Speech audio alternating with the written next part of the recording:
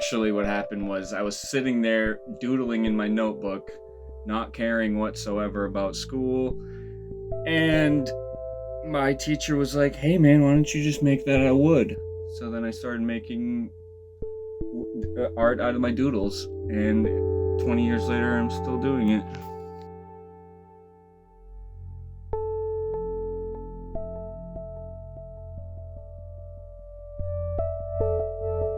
I'm determined to make it work and be able to provide myself a life through nonsensical art. So that takes a lot of willpower to get up every day and to get into the state of mind to be able to do that. You have to be eating healthy and sleeping good, and we're far more capable than we give ourselves credit.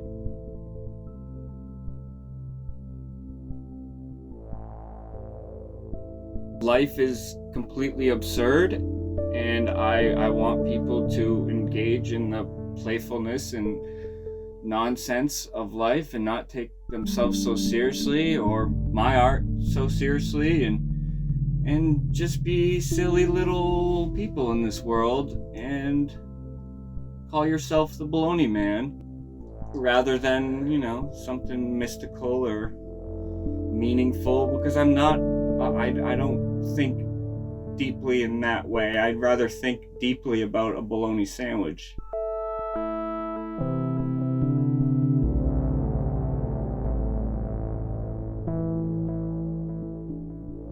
I felt like they needed to get out into the world, and I was just getting to the point where I had no more space for them.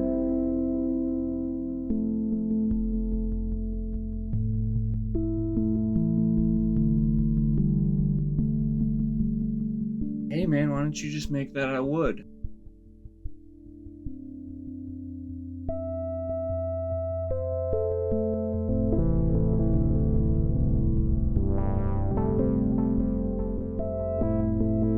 I've always pushed people to give me constructive criticism. I've always pushed constructive criticism on people, but to actually get it in the real world, in the gallery, you spend a week making a piece of art and you bring it in and you feel really good about it. And for somebody to, say something negative about it has been a lot harder to deal with. But if you don't let it push you, then you're never gonna get anywhere with it. So, but yeah, I just let it push me.